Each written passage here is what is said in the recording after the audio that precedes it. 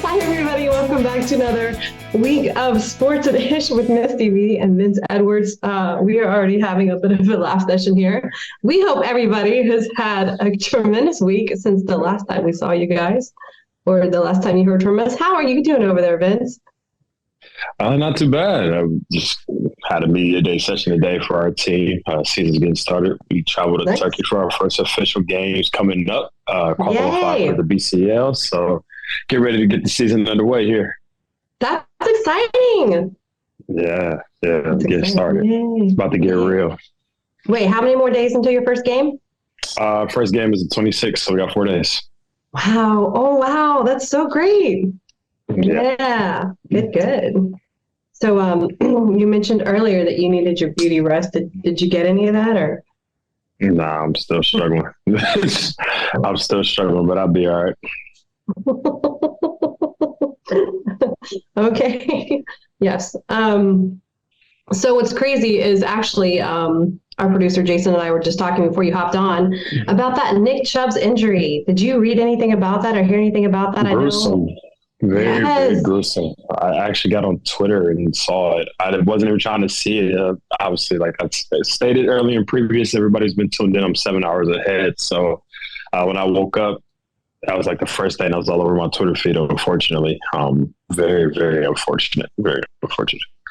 I refused to watch it. So many people sent me videos, and I said, I cannot. Yeah, it's crazy. I cannot witness this. Ugh. I'm like one of those people, like I won't go and look it up, but if it's on my timeline, and I'm like one of those, I'm like one eye open, still trying to watch it just because I got to know exactly what happened. But, I mean, injuries are part of the game. You always hate to see things like that, especially to their team, because he's such an intricate part of the team, especially on the run game side.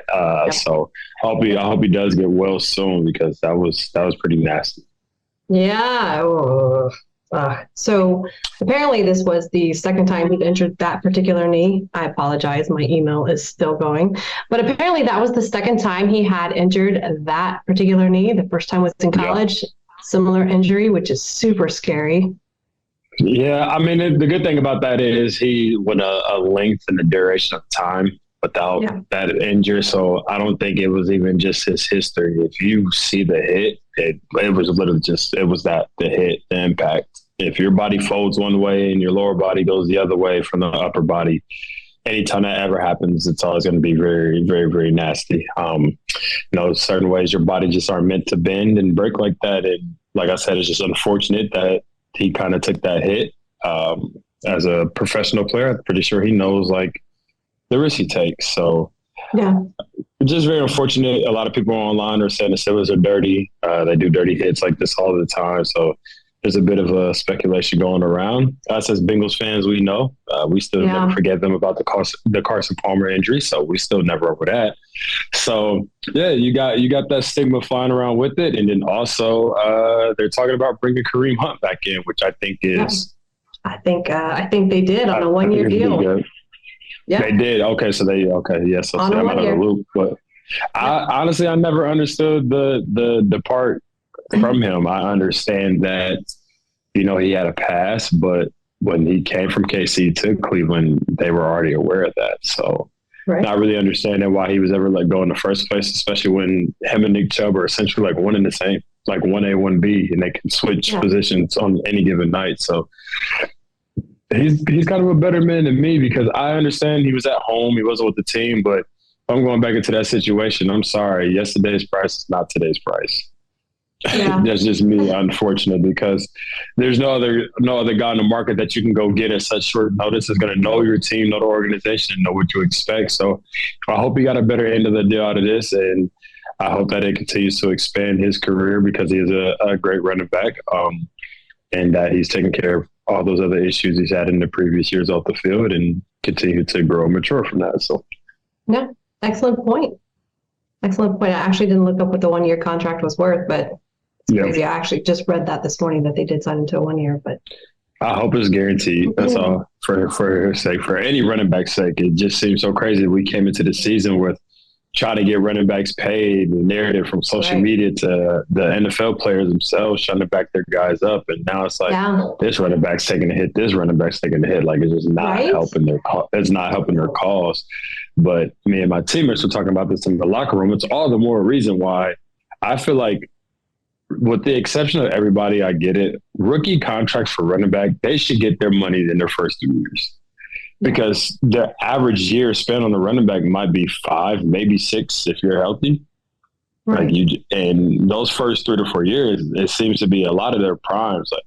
Like, people don't understand how rare it was. He got spoiled with guys like, LaShawn McCoy before he got out, and Adrian Pearson, like Frank Gore. Like, people don't understand how crazy it is that those guys' bodies could withstand and have that impact and be able to expand the running back position, because it's not guaranteed for none of them.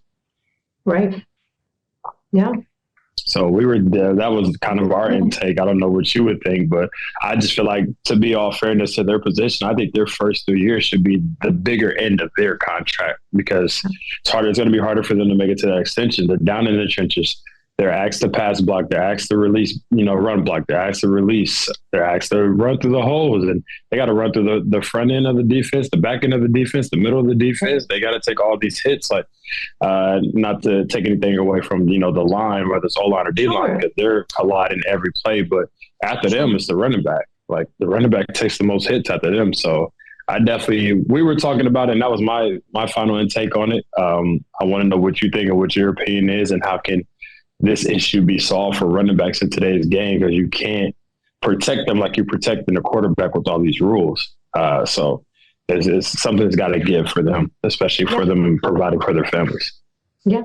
No, I was actually just reading a column, and more of an opinion type column right before we started this podcast. And the guy was basically lobbying for running backs and saying, there should be a certain amount of years that are guaranteed pay. Yeah. And I think you had an excellent point to that being those first 3 years, have a guaranteed pay. And of course he was asking that, owners and whatever be more generous. But again, I think I don't know any owners of teams personally, but I don't think that's where their head is at, obviously. But to be fair for the running back, I think, to your point, the first 3 years should be guaranteed. And yeah. So at least two. At least two. It doesn't have to be something crazy like what Joe Burrow signed for, $34 million was his first contract or something like that with the bonus. It doesn't have to be that crazy, but they should get that signing bonus. Like, would he get a $9 million signing bonus or something like that? It was like what his signing bonus was. I can't remember exactly, but they need things like that for running backs. Like, they should have those incentives as well as their signing bonus. I know some guys get them like $3 million, $4 million, maybe $6 million, but I feel like for running backs, that should be incorporated for them especially. Yeah, I agree. So speaking of ACL injuries, Trevon Diggs with the Dallas Cowboys just yesterday in a practice tore his ACL as well. He is now officially out. Huge. Huge. I think for Dallas, that's a sad situation, because their defense was pretty sharp. So now without him, you'd be missing a major piece, having to go up against teams that do have that amazing defense, and it's going to be rough on them, I think, without him. I think I'm going to play devil's advocate on this one, though, because honestly, when you look at it, I think the most positive thing was you have a veteran in Stephon Gilmore, who everybody knows, lockdown corner. Sure. And then you have, Trevon Diggs. So it was easy, because it's like you didn't have to worry about which receiver was like if the number one receiver was lining up on this side or this side. Because it's like, hey, I got him if he come this way. If you go that way, you got him. And we can trust that DeMarcus Lawrence and Michael Parsons not going to give quarterback much time. They're getting back there probably about 2 seconds. So if you got those two lockdown corners that can contain that and play man-to-man for at least 2 seconds, then you can be aggressive. You can ball hawk. You can make all these more aggressive decisions that these guys are making, especially someone like Trevon Diggs, who is a ball hawk and, lockdown corner.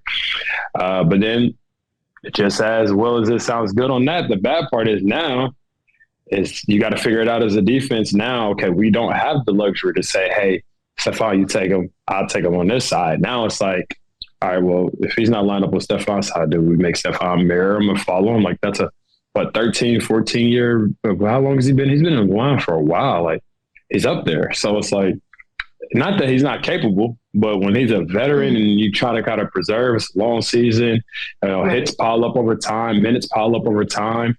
I think that's the bad part. However, they still do have that front rush from the defensive side, on the D line and the DN. So I do believe that can help them as well. So it's just kind of like that balance. I think they can find a balance to disguise it a little bit. Yeah. Does it make them as dangerous as they once were? It kind of leaves a hole in there. I'm pretty sure there's somebody over there that can step in and step up, but it's some big shoes to fill, especially with how well they were playing. It's just sad because I'm not even a Cowboys fan, but my uncle and my brother, they're huge Cowboys fan, and I seen how excited they were. So I haven't even talked to them yet about it. But for them to take that kind of like devastating blow from that side, especially for the defensive side, is you hate to see injuries, like I said earlier. Yeah, for sure.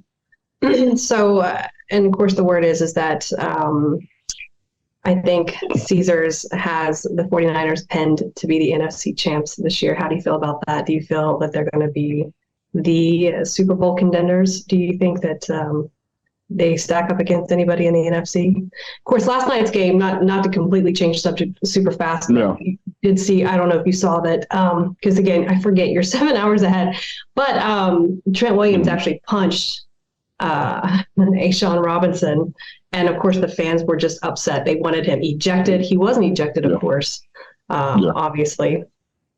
And the 49ers did take the win. It was pretty nasty. I think it was like 30-12. But anyway, back to that. One, do you think he should have been ejected? If you know anything about that storyline. If you don't, I know you're 7 hours ahead. And then two. No, you can finish your question. Go ahead. And two.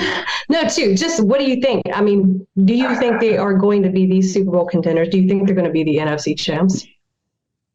Well, for one, being in the sport, these are grown men playing football. These are guys who play football with a lot of passion, especially football. It's just really aggressive at times. So it's really hard for me to sit here and say, yeah, he should have been ejected, because I get it sometimes, people make mistakes or stupid decisions, but you got to be able to control your emotions a little bit. It's kind of harder, I feel like, for football, just because you never know what their brains are going through, what their mental is going through, because you hear so much about guys having CTE and that they're playing for so long. Not to say that that's his case, but it's kind of hard to just be like, yeah, throw him out. But there's rules.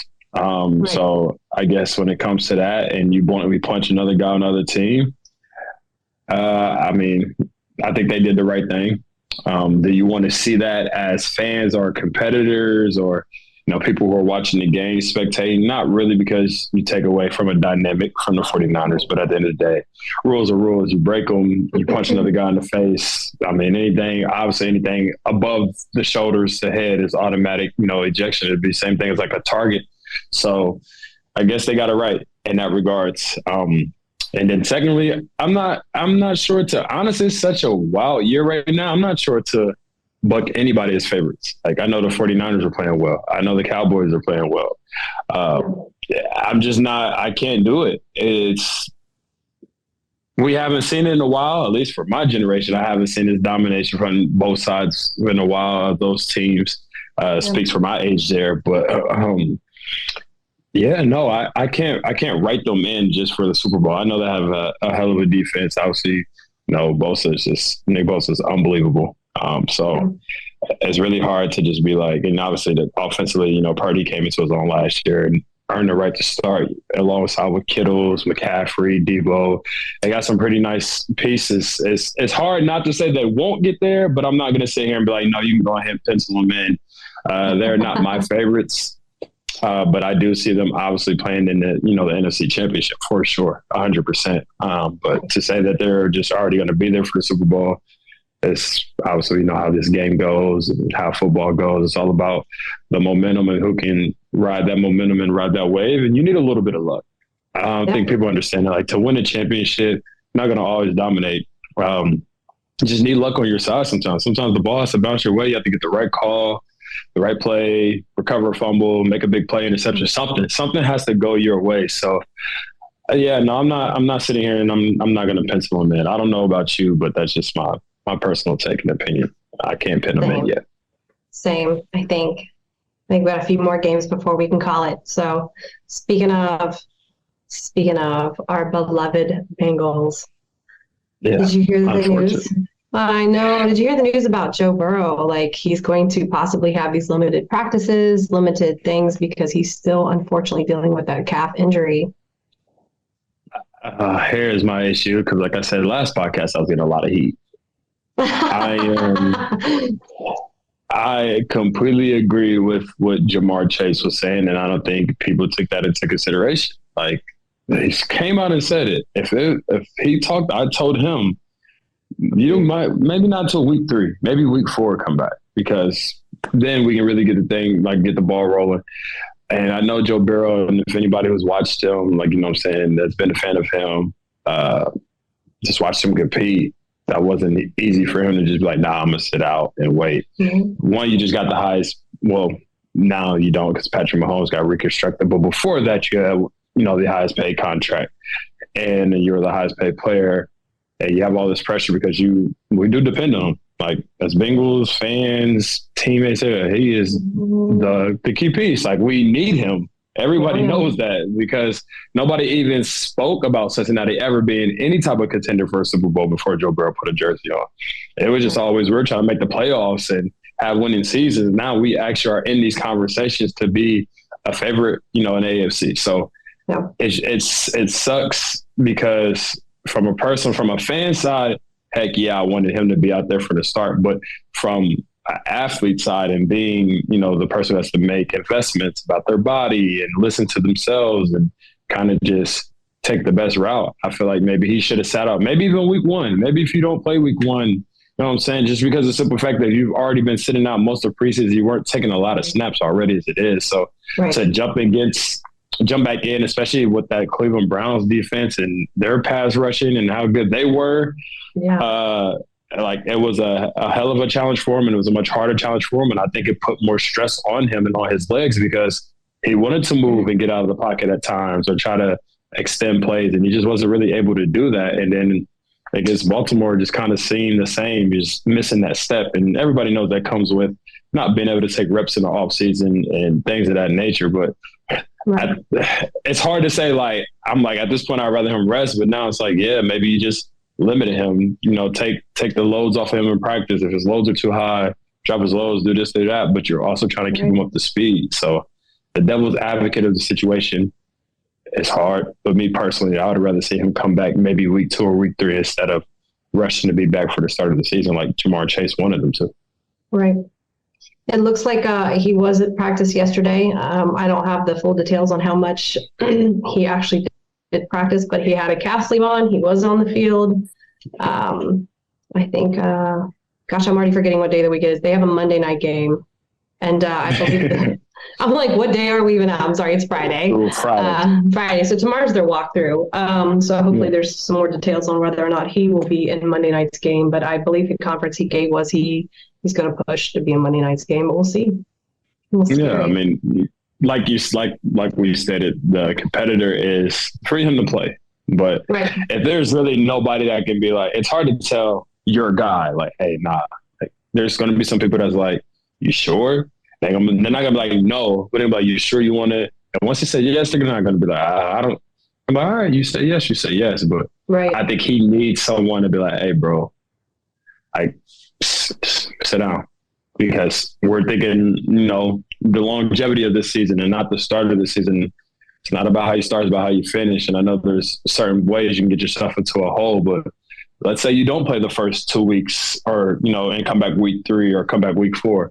Hell, push for the wild card game and fight through from there. Like, so it's just, there's so many other ways I wish it would have went about. But if he felt like his body was obviously not 100%, but at least 75 to 80, I always say if you feel 80%, you should play because it's manageable. But if you didn't feel like you were 80%, then I wouldn't have stepped out there. Yeah, that makes sense. I believe there's never been a team that was 0-3 that made playoffs. But like you said, there could have been a possibility for a wild card. I don't know. We're throwing a lot of what ifs out there, but yeah. That's our job. We got to be the what ifs. The what ifs. But yeah, there's never been a team that was 0-3 that made playoffs. So anyways, nothing wrong with making history. Make history. Exactly. We've done it before. We can do it again. So we've made history. But I don't know. We have a lot of games to see and see how things unfold on Sunday, and of course Monday night's game. And fingers crossed, right? And we're gonna pray over that calf. That's what we're gonna do. You pray for that calf a couple of times, 3, 4, 8 times. we need all the help we can get right now. All of it. All of it. I don't think. I think that's about it. Like those are the high points. I mean, I've been watching my guys, the Celtics, practice and prepare to get ready for the season. And I still love that guys like Grant Williams and Marcus Smart still roast Jason Tatum on the outside. That's so great. Yeah. I'm sure going to miss those guys being on the Celtics this year, but we will dive into basketball later. I don't need to go on and on about that. You're like, you can shut up about they're trying to pick up speculations on basketball right now. So nice. Who knows? We'll see. We'll dive more into it. I know people have seen, the Dame trade talks out there, but we'll be sure to get back to that. Absolutely. Yeah, we will. Yes, we will. All right. Well, that's about all I have today. Like, that's it. You can go get your beauty rest. Yeah, it's about to be 6 o'clock now. I might as well stay up. We got practice tomorrow anyway, so. You got to stay up? You're going to stay up? Yeah, it's already about to be 6 o'clock my time. So it's why not? Because if I go to sleep now, I got to do a family dinner tonight, Jewish holiday. They always do Shabbats. It's called Shabbat. Friday. And it's like every Friday, exactly. So I got to go to a neighbor's house tonight. They invited me over. So very cool. Yeah, it's only 10:19 a.m. here. I still have a full day work ahead of me. And then, of course, some of the Bengals starting tonight and a full day of the Bengals at my office tomorrow to get these guys ready for Monday. I am stoked. But anyways, have a great weekend. You guys, thank you for coming back for another week of Sports and Ish with Misty B and Vince Edwards. We welcome any questions. We welcome any comments.